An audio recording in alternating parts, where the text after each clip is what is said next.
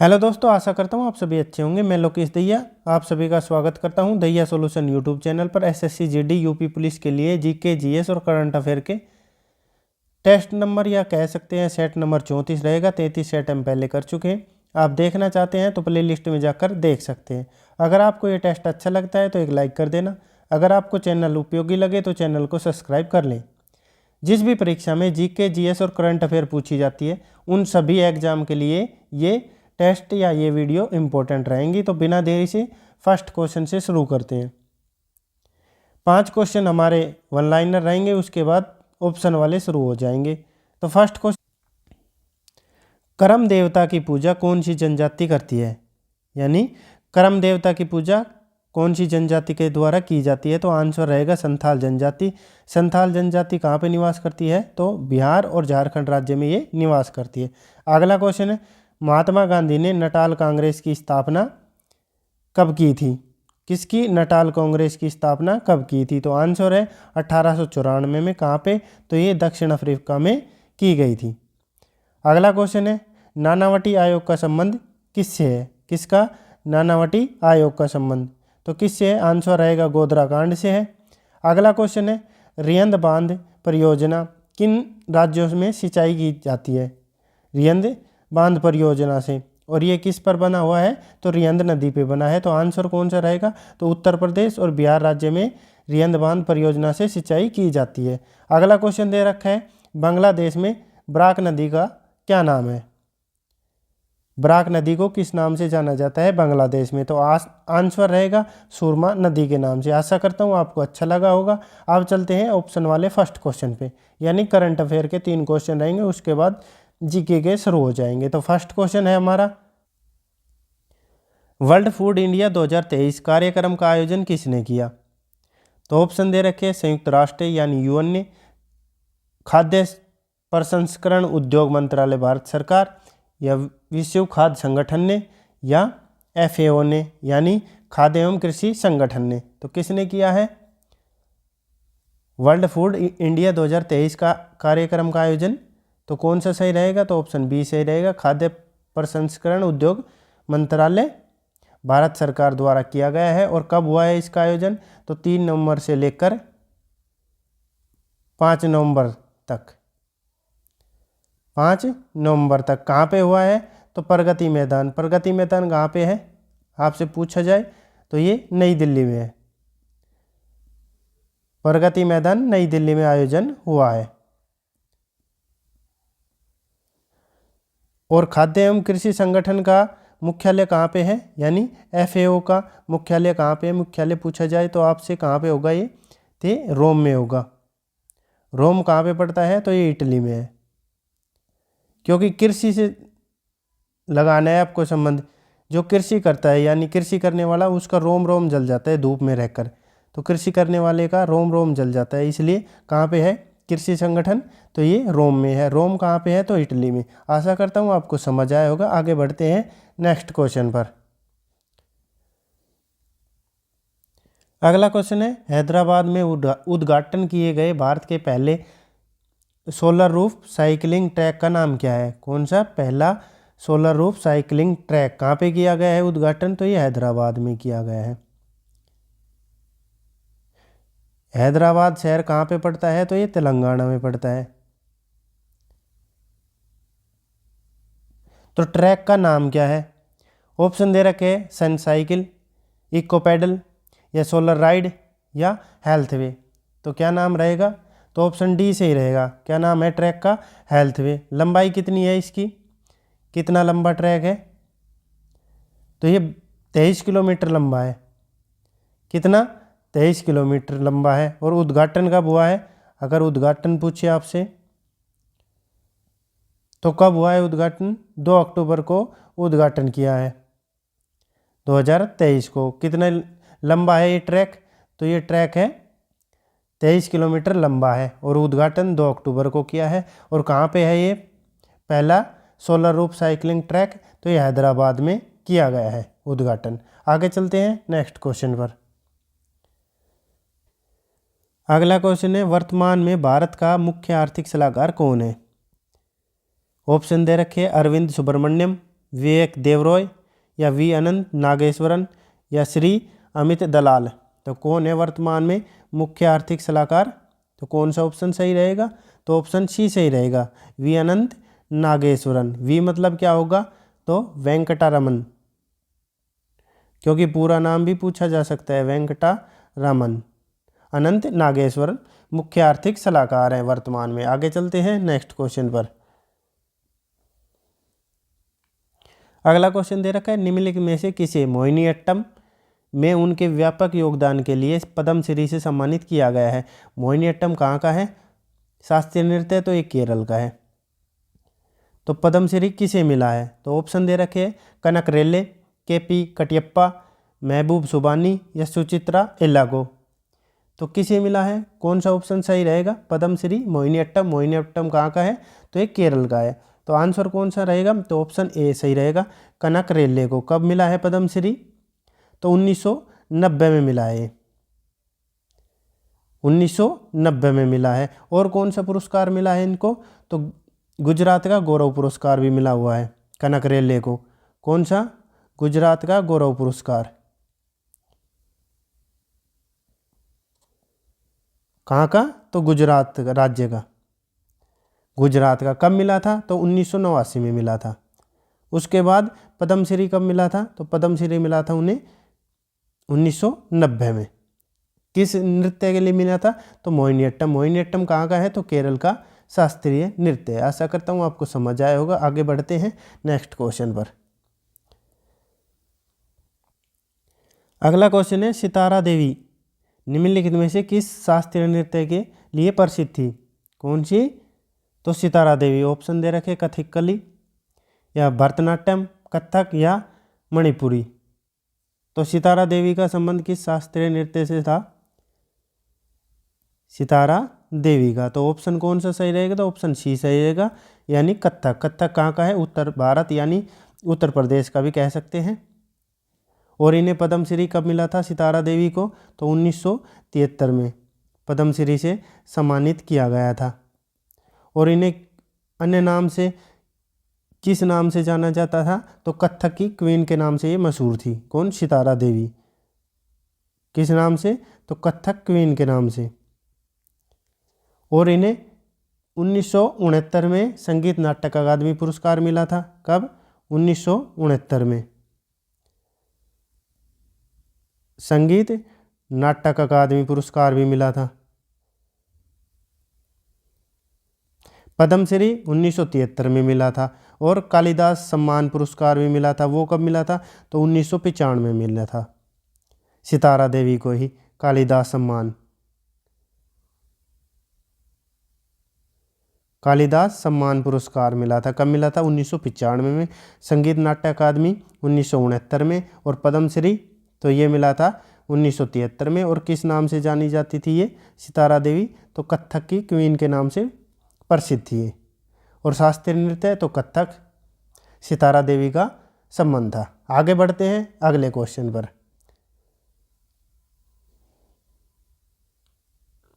अगला क्वेश्चन है, निम्नलिखित में से किस शासक ने शुंग वंश की स्थापना की थी? ऑप्शन दे रखे हैं, वज्रमित्र, अग्निमित्र, पुष्यमित्र या वसुमित्र।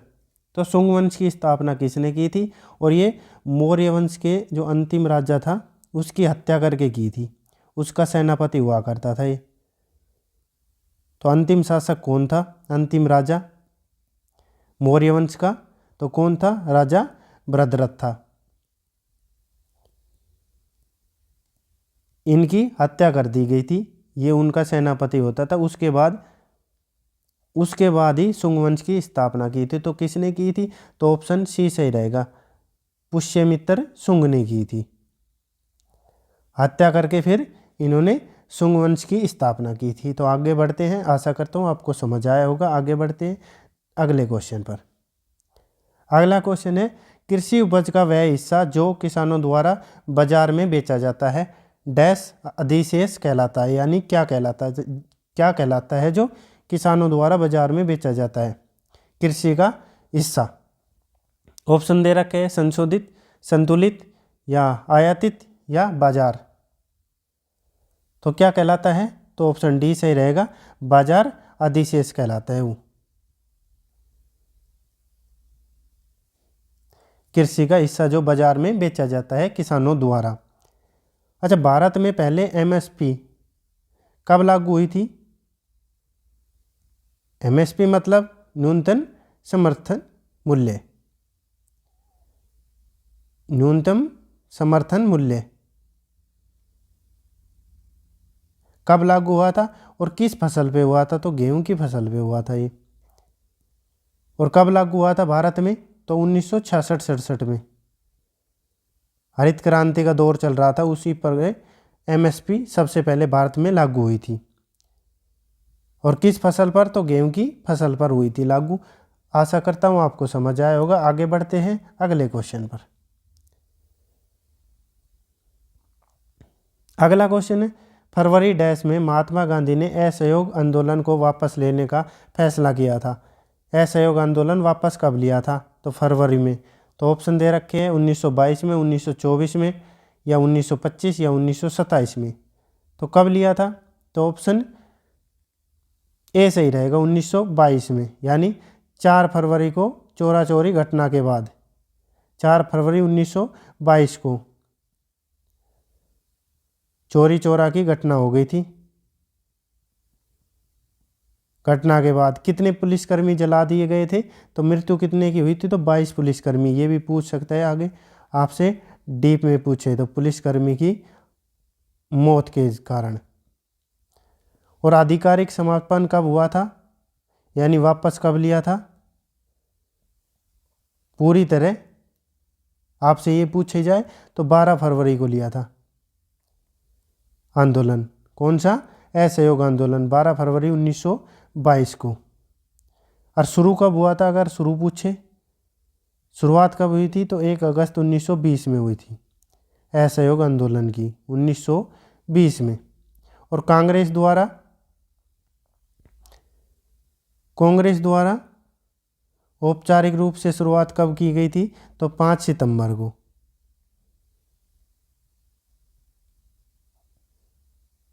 हरी झंडी मिल गई थी 5 सितंबर को कांग्रेस द्वारा, जब उनका अधिवेशन हुआ था।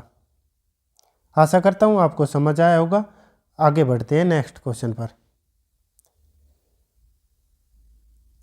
अगला क्वेश्चन दे रखा है, भारतीय संविधान में मूल कर्तव्य किस देश के संविधान से ग्रहित थे, यानी लिए गए थे? तो ऑप्शन दे रखे हैं यूएसए यानी अमेरिका, फ्रांस, कनाडा, या यूएसएसआर जो अब रूस है, रूस कहलाता है, यानी उसके टुकड़े हो गए यूएसएसआर के।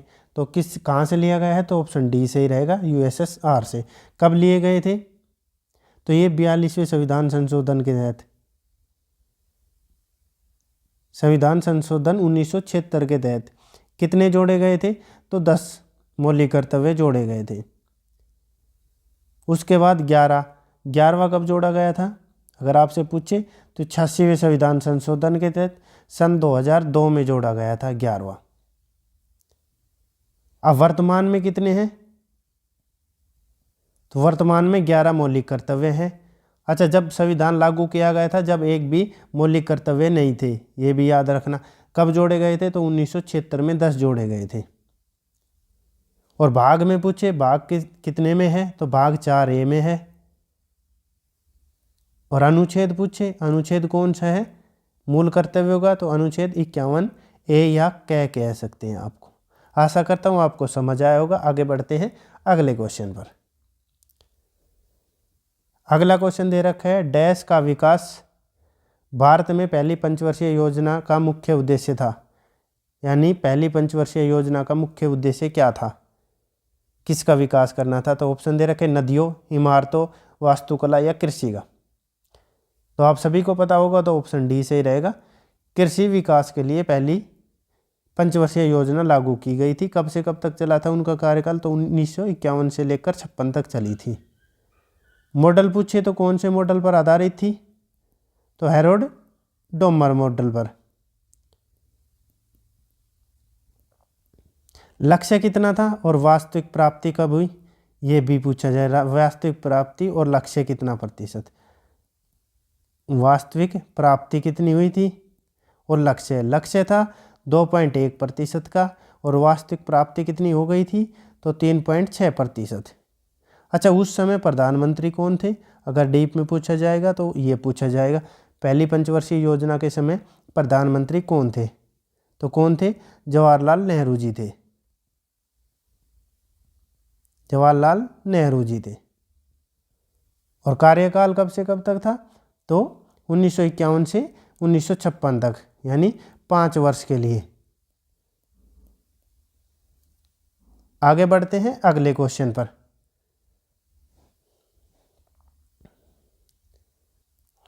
अगला क्वेश्चन दे रखा है, किसी संस्था के स्वामित्व वाली वस्तुएं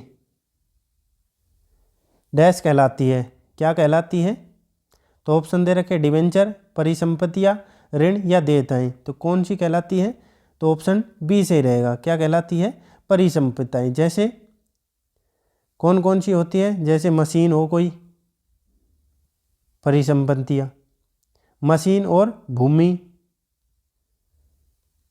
भवन, ट्रक आदि किन के अंतर्गत आते हैं ये, तो ये परिसंपत्तियां के अंतर्गत आते हैं। आशा करता हूं आपको समझ आया होगा। आगे बढ़ते हैं अगले क्वेश्चन पर। अगला क्वेश्चन दे रखा है, निम्नलिखित में से कौन सा मणिपुर का एक विशिष्ट मार्शल नृत्य यानी मार्शल आर्ट है के रूप में है, तो कहाँ का, मणिपुर का। तो ऑप्शन दे रखे है बिहू, डंडा यात्रा, कुम्मी या थांगटा, तो कौन सी मार्शल आर्ट रहेगी मणिपुर की, तो ऑप्शन डी सही रहेगा, थांगटा। और कौन सा त्योहार पूछा जा सकता है आपसे, तो लुई नगाई ली, कौन सा, लुई नगाई ली,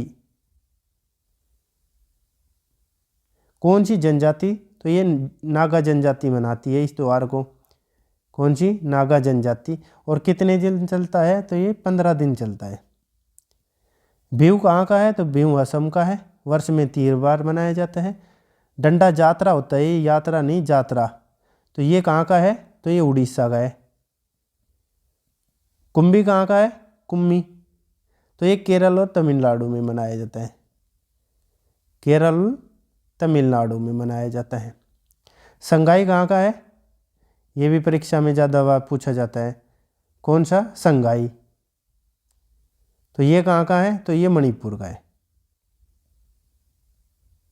आशा करता हूँ आपको समझ आए होंगे। आगे बढ़ते हैं अगले क्वेश्चन पर। फिर पंचवर्षीय योजना से क्वेश्चन आ गए हैं, तो 8वीं पंचवर्षीय योजना के दौरान प्रधानमंत्री कौन थे, यानी पीएम कौन थे उस समय 8वीं पंचवर्षीय योजना के काल में। तो कब से कब तक चली थी 8वीं पंचवर्षीय योजना, तो 1992 से लेकर 1997 तक चली थी। उद्देश्य क्या था, अगर आपसे पूछे उद्देश्य क्या था, तो औद्योगिक क्षेत्र का आधुनिकीकरण करना, औद्योगिक क्षेत्र का आधुनिकीकरण करना।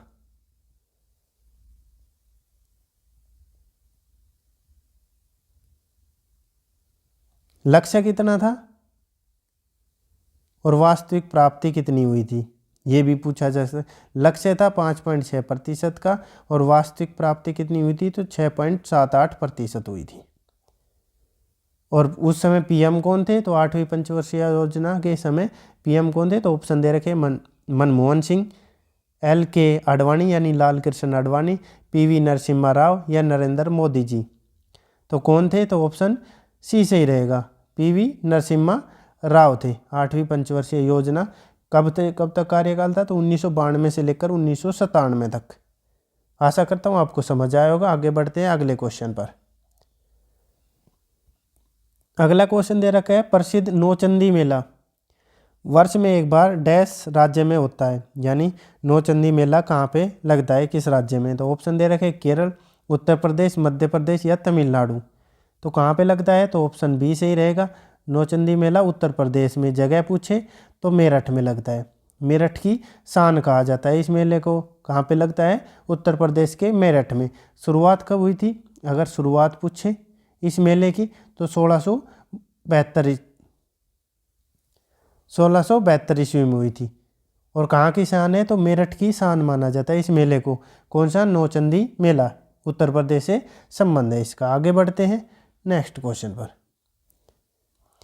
ये लास्ट क्वेश्चन रहेगा, फुटबॉल क्लब मोहन बागान की स्थापना कब हुई थी, किस वर्ष हुई थी? तो ऑप्शन दे रखे हैं 1889, 1878, 1879 या 1892 में।